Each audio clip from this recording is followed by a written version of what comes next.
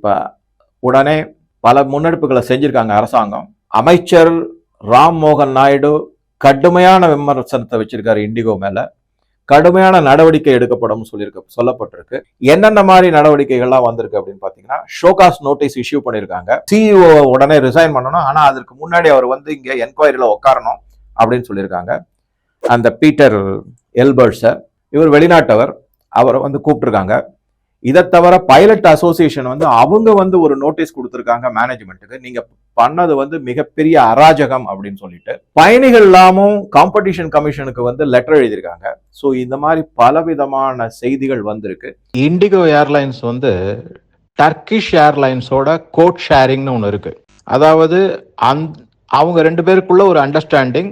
அந்த பேசஞ்சர்ஸ் இங்கே போகலாம், இங்கேருந்து அந்த பேசஞ்சர்ஸில் போகலாம், அந்த ஏர்லைன்ஸை யூஸ் பண்ணலாம், அந்த கார்கோவை இவங்க யூஸ் பண்ணலாம், மியூச்சுவலாக ஒருத்தருக்கு ஒருத்தர் யூஸ் பண்ணிக்கலாம். அந்த மாதிரி இருக்கிறதுக்கு பேர் கோட் ஷேரிங். அந்த கோட் ஷேரிங் இருக்கிற எந்த ஃப்ளைட்டுமே கேன்சல் ஆகலை.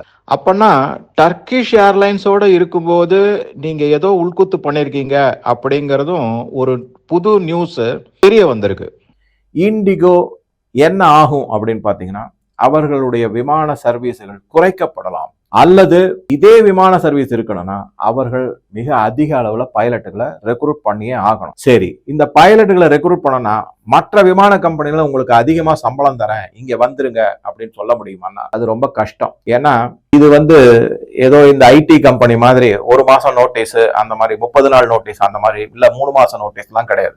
விமான ஓட்டிகளுக்கு மட்டும் 12 மாதங்கள் நோட்டீஸ் பீரியட் இருக்கு. இப்ப ஏர் இந்தியால இருக்கிற ஒரு விமானி ஏர் இந்தியாவை விட்டுட்டு இண்டிகோல சேரணும் அப்படின்னா அதிக சம்பளம் கொடுத்தாலும் கூட அவர் ஏர் இந்தியால 12 மாசத்துக்கு நோட்டீஸ் கொடுத்ததுக்கு அப்புறமா தான் அங்க போய் சேர முடியும். இந்த மாதிரி பலவிதமான கட்டுப்பாடுகள்லாம் இருக்கு. ஸோ இது கொஞ்சம் டைம் ஆகத்தான் ஆகும். இதுதான் மிக மிக முக்கியமான தகவல்.